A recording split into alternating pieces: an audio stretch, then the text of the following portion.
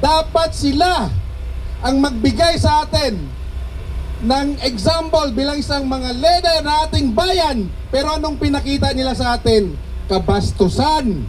Matagal-tagal na panahon na naglingkod dyan sa Senado. Kaya marami po siyang may babahagi sa atin. Tawagin ko na po, walang iba kung hindi si Kuya Coco Naik.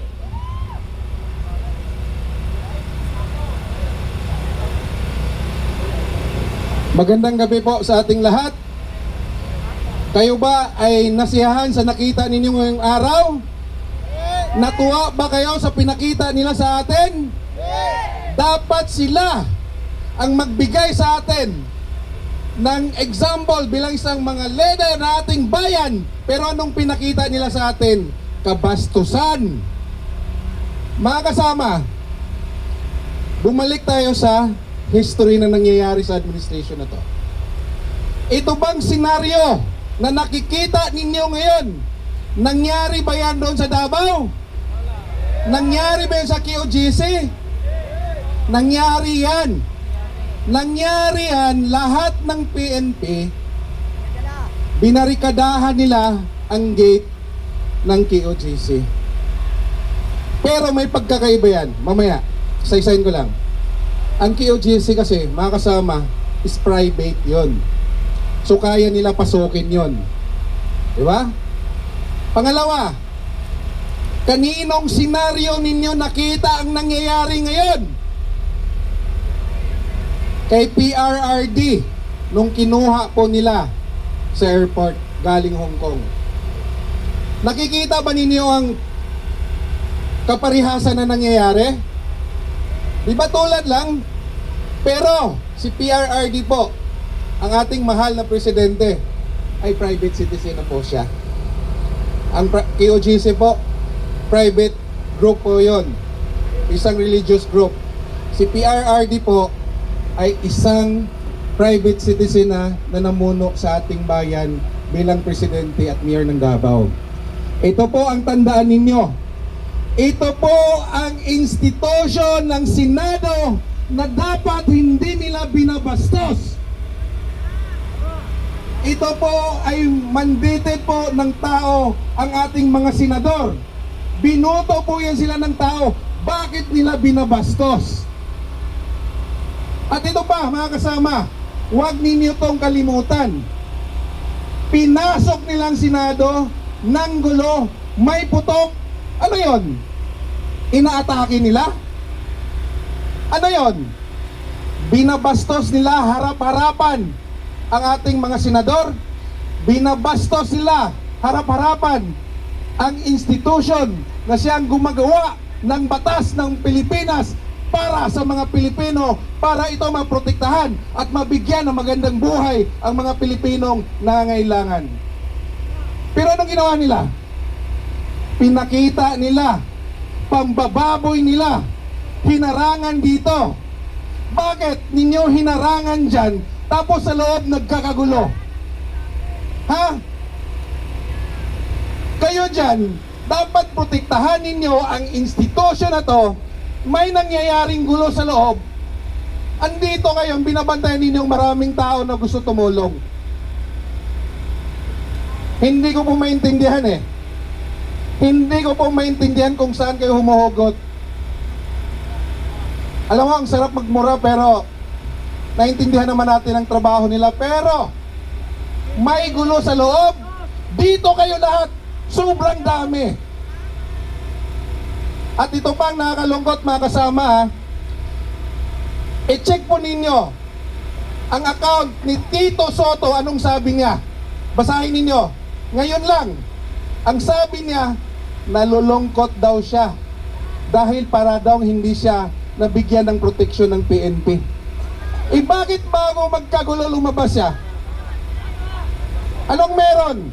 Tito Soto, anong meron? Alam na alam mo na babastusin yung institusyon na pinagsilbihan mo na ilang taon, iniwan mo sila para kunwari hugas kamay. Ang nakakalungkot pa sa'yo, Tito Soto, Mr. Tito Soto, ang nakakalungkot sa'yo, Linaglag mo pa ang USAA. Ang sinabi mo, USAA nang bahala nung pumasok ang NBI. Sino ba Senate President? Sino ba may utos? Hindi naman ako naniniwala sa tagal ko ng Senado. Gagawa ang USAA, gagawa si General ng kalukuhan na hindi mo alam. Walang ganon. Kaya huwag mo kaming lukuhin. Sa tagal ko naninilbihan dito sa Senado, ngayon ko lang nakita ang kawalang hiya na ginawa ninyo sa building, institution ng Senado. Hindi na kayo namili. Government office po yan. Equal po ang power ng Congress sa executive, sa judiciary. Bakit ngayon parang binababoy ninyo ang ating mga senador? Bakit ngayon, Tito Soto? Makinig ka. Ano ba ang naitulong mo na binastos ngayon ng Senado? Ano bang personal agenda mo? Gusto mo maging presidente? Tumakbo ka sa 2028 para malaman natin. Hindi yung nangangagaw kayo ng posisyon. Mga kasama, para sa kaalaman po ng lahat, habang nagkakagulo po tayo dito sa labas at sa loob, na-submit na po ang article of impeachment po sa Senado. Na-receive na po nila. Andiyan na po sa loob. Andiyan na po siya sa loob. Pero, ang mga senador, ang mga minority senators, sino ba yung mga minority dyan? Alam mo, tandaan ninyo to ha, ang mga senador ang gumagawa ng batas. Pero, may resolution sila na ipinasa yung 5. Si Lacson, hindi ko maintindihan kung kailan tumanda. Biglang nagbago ang prinsipyo.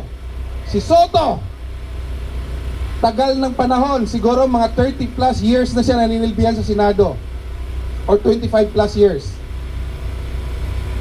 Si Hontiveros, si Bam Aquino, na kunwari may dugong bayani.